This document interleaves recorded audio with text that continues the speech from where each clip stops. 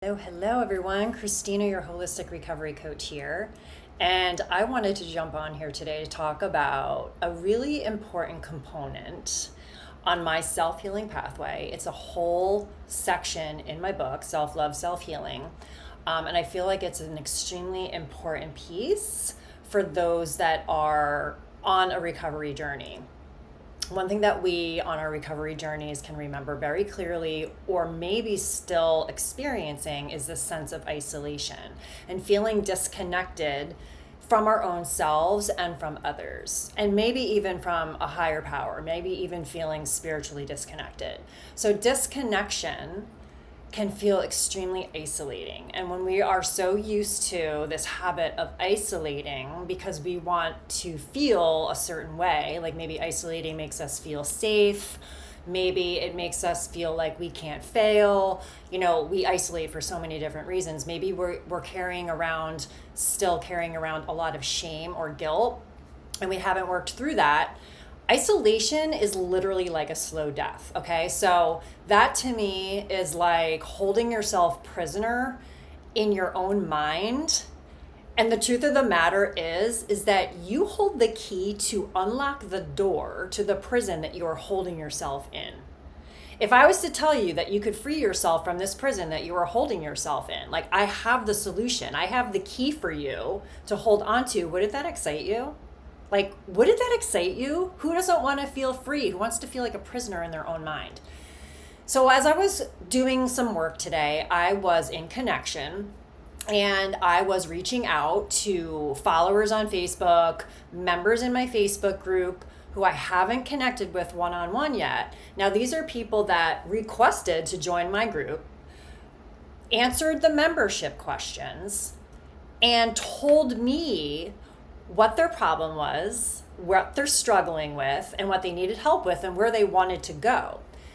So I was reaching out to these people, and I'm like, why is it that I'm not able to connect with some of these people? And I saw that there are messages for many of them. They turn off their messaging capabilities, and so they can't receive messages from people. Now, I understand that this is like a world where we're all trying to protect ourselves from spam and just being inundated with messages and people making like spammy offers. And I know that's like so gross, but for the people that are in this energy of connection for healthy reasons, it can be very hard to reach people, right? So one of the problems with the people in my group that they bring to the group is that they feel alone. They feel disconnected. They feel like they're in isolation. But when I'm trying to reach out to them and offer them a free resource, or maybe get on a connection call, or just get to know them a little better, I can't reach them. I can't connect with them.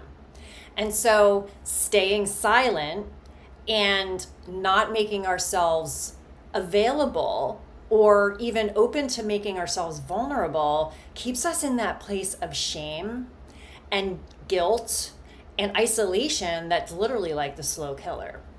So here's 3 things. If you're finding yourself in this place where you're sort of like watching and you're kind of afraid to reach out, you don't want to make the connection yet because you're afraid of something, but you really, really want to break out of your shell, right? Because like I said, the only way to start shedding the shame and the guilt and the feelings that you're holding, the heavy feelings that you're holding, is to start opening up, reaching out, being open to making new connections.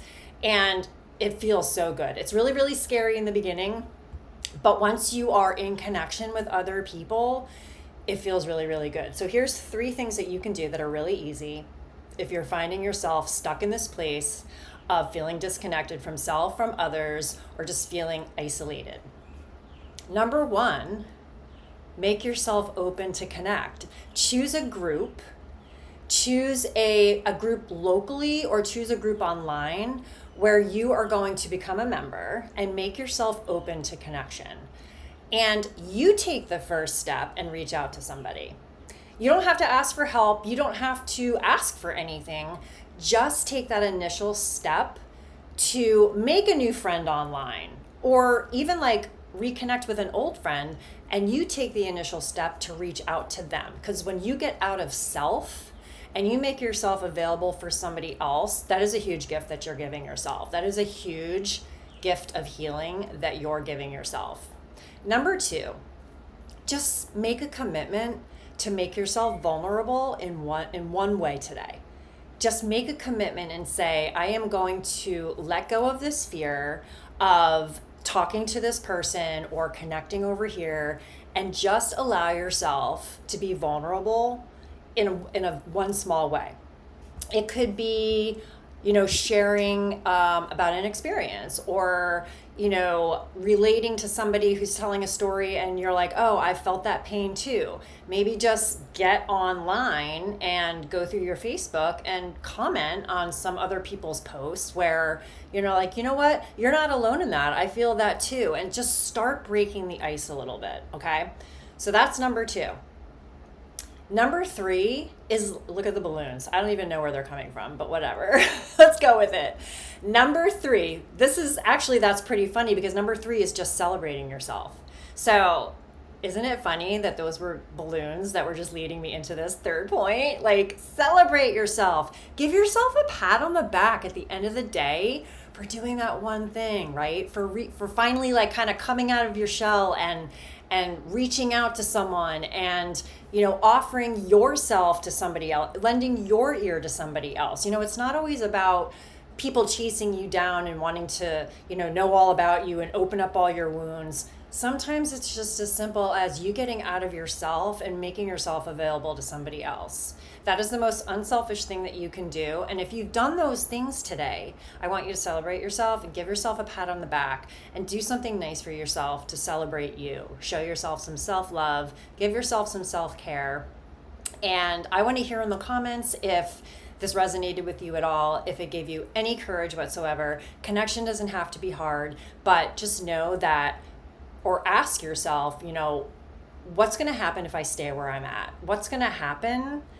And what's the upside if I stay where I'm at in isolation, just staying quiet? So give that some thought, and I will see you next time.